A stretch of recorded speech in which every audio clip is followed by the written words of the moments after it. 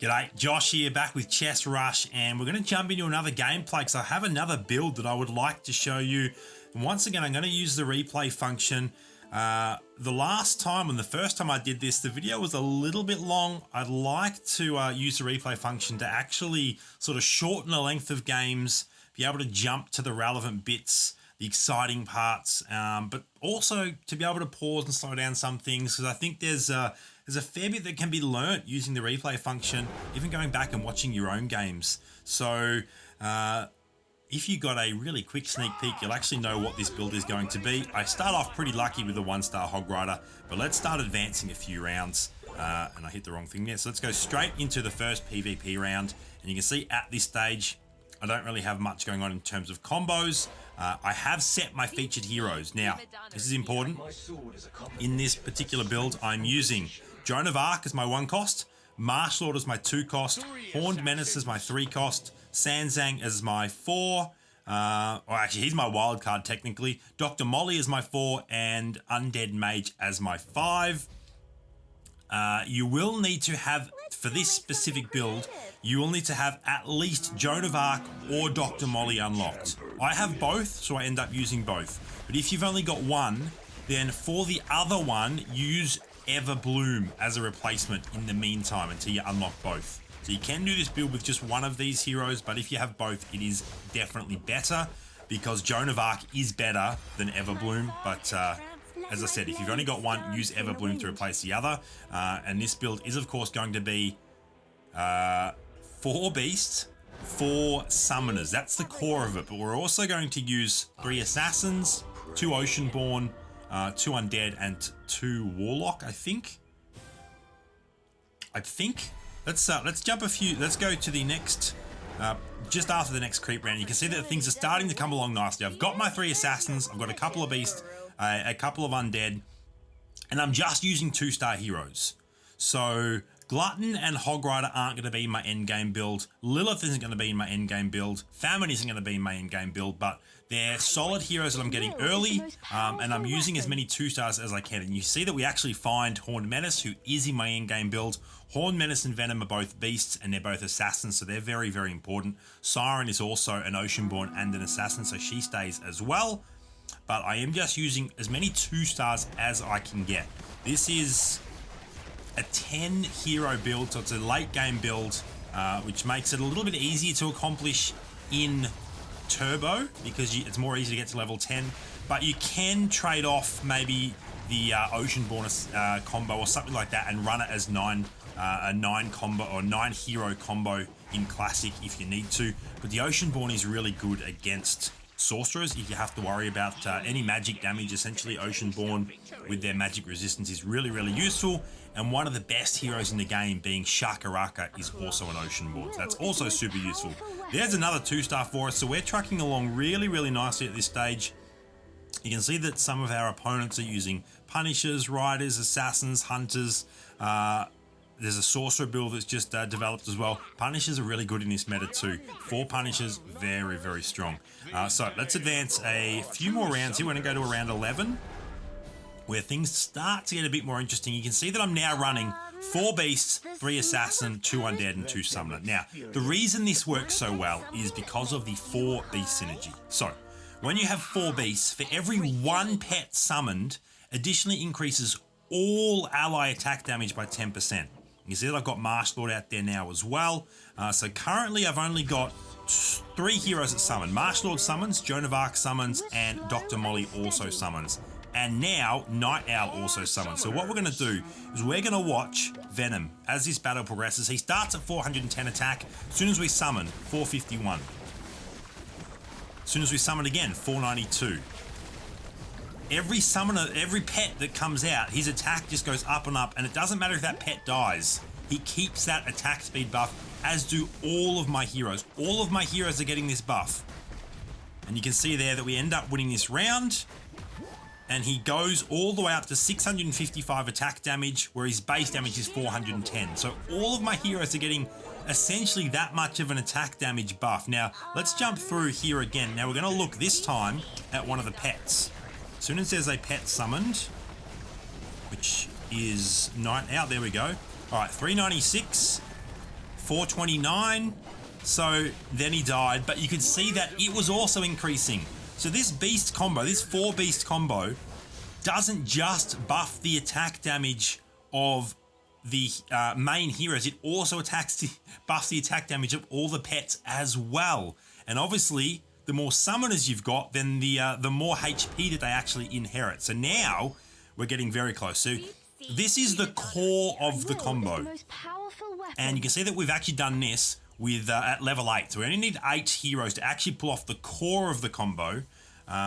Technically, it's only 7 because you don't actually need the Dark Mage as part of that core either. So technically, you can actually get to the 4 Beast, 4 Summoner, 3 Assassin with 7 heroes. The 8th, 9th, and 10th heroes are Undead and Undead, Warlock, and Oceanborn. They're your secondary combos, and they're some of the best secondary combos in the game at this point in time. And have a look. We're doing pretty well. There's a couple of Sorcerer builds developing now, but once we get that Oceanborn combo online, we're going to be doing really, really well in counteracting that. And we're still sitting pretty on health. We're at 55 HP. We're looking very, very solid, but it does end up being quite an interesting battle when it gets to the final 1v1. So we're going to skip forward to after the next creep round. A couple more 2 stars on the board for me. You can see that I've now got Misfortune as well, which is giving me Warlock with Marsh Lord and Undead with the Dark Mage, obviously. And then my final piece when I get to level 10 is going to be either Kraken or Shakaraka. Shakaraka is better, but if I can't get him, I'll use Kraken. They both are Oceanborn, and they both have Area of Effect stuns, which are really, really nice. And the other thing that's worth noting at this point in time is if you look at my lineup, you can see that Dr. Molly has a little crown on her head there.